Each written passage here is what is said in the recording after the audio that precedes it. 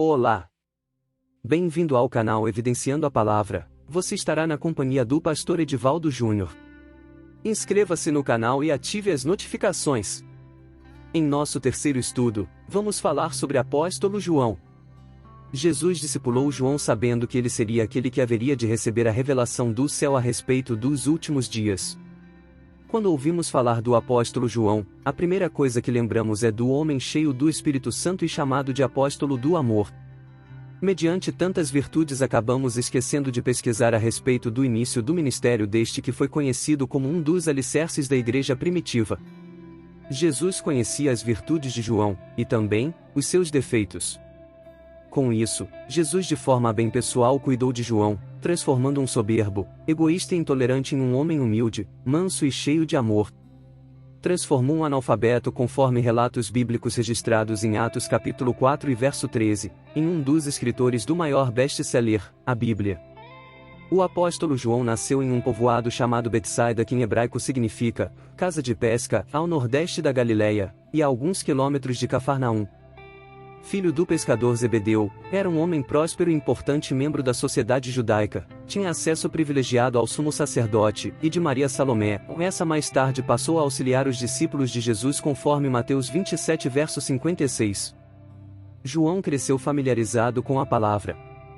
João herdou a profissão do pai, conforme escrito em Mateus 4 verso 21, que diz, e, adiantando-se dali, viu outros dois irmãos, Tiago, filho de Zebedeu, e João, seu irmão, num barco com seu pai, Zebedeu, consertando as redes. Era sócio de Pedro conforme relatado em Lucas 5 verso 10. Era um grande profissional, conforme texto Simão Pedro entrou no barco e arrastou a rede para a terra, cheia de 153 grandes peixes, e, não obstante serem tantos, a rede não se rompeu. Escrito em João 21 e verso 11. Afinal, quem consertava as redes? A resposta é simples: João. Ele tecia as redes. Da mesma forma devemos nos dedicar na obra do Senhor, oferecendo o nosso melhor, com toda a capacidade que Ele nos deu. João não fez como muitos de nós fizemos um dia, ele não resistiu ao chamado de Jesus, ele o aceitou no primeiro convite. Tiago, filho de Zebedeu, e João, seu irmão, Jesus os chamou, e eles, deixando imediatamente o barco e seu pai, o seguiram. Escrito em Mateus 4 verso 22. Aqui aprendemos com o apóstolo João que nunca devemos resistir ao chamado do Senhor. Pois, toda vez que resistimos ao chamado de Jesus, só atrasamos ainda mais o processo de Deus em nossa vida. Aceite o chamado de Deus, Ele quer fazer de você um instrumento, para impactar a terra. João, como todo novo discípulo, tinha suas fraquezas. Era presunçoso, conforme versos a seguir. Então, se aproximaram dele Tiago e João, filhos de Zebedeu, dizendo-lhe, Mestre, queremos que nos concedas o que te vamos pedir. E ele lhes perguntou, que quereis que vos faça? Responderam-lhe, permite-nos que, na tua glória, nos assentemos um à tua direita e outro à tua esquerda. Ouvindo isto, indignaram-se os 10 contra Tiago e João. Este relato está em Marcos 10 e versos 35 a 37. Como acabamos de ler, o apóstolo João transbordava a presunção de seus lábios, na verdade o seu coração é que estava cheio. João era também egoísta. Falou João e disse, Mestre, vimos certo homem que, em teu nome, expelia demônios e lhe proibimos, porque não segue conosco, conforme Lucas 9 verso 51. Não podemos querer Jesus só para nós, ou apenas nós proclamar a palavra de Deus, quando a palavra diz que a seara é grande e os ceifeiros são poucos. Também era afoito, imediatista. João era o mais novo dos discípulos, e nós sabemos que o jovem por natureza é afoito. Vejamos a seguinte referência: correu, pois, e foi a Simão Pedro, e a outro discípulo, a quem Jesus amava, e disse-lhes, levaram o Senhor do sepulcro, e não sabemos onde o puseram. Então Pedro saiu com outro discípulo, e foram ao sepulcro. E os dois corriam juntos, mas o outro discípulo correu mais apressadamente do que Pedro, e chegou primeiro ao sepulcro. Conforme João 20 versos 2 a 4. Tanto é real que Jesus batizou João e seu irmão de Boanerges, que significa, filhos do trovão, relatado em Marcos 3 e verso 17. João não tinha amor. Vendo isto, os discípulos Tiago e João perguntaram, Senhor, queres que mandemos descer fogo do céu para os consumir? Jesus, porém, voltando-se os repreendeu, e disse: Vós não sabeis de que espírito sois. Pois o Filho do Homem não veio para destruir as almas dos homens, mas para salvá-las. Escrito em Lucas 9 versos 54 a 56. Creio que neste momento Jesus começa a traçar uma nova forma de discipulado para João. Pois, Jesus deseja que eu e você venhamos a amar o nosso próximo. Jesus, conhecendo todas as fraquezas de João, sabia que o discipulado dele deveria ser diferenciado. E surpreendentemente Jesus contrariou o ditado mundano que diz: faz o que eu te falo, mas não faz o que eu faço, porque o testemunho do mundo é ruim.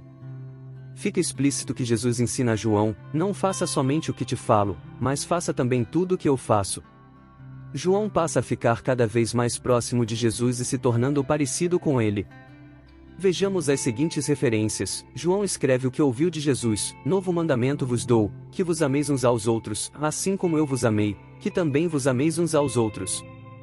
Achou-se reclinado sobre o peito de Jesus. Ora, ali estava conchegado a Jesus um dos seus discípulos, aquele a quem ele amava.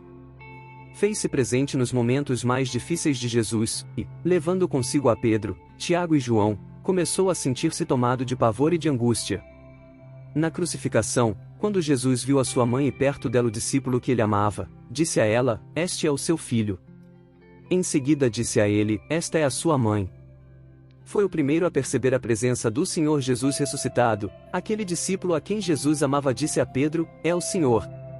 Simão Pedro, ouvindo que era o Senhor, cingiu-se com sua veste, porque se havia despido, e lançou-se ao mar, relatado em João 21 e verso 7.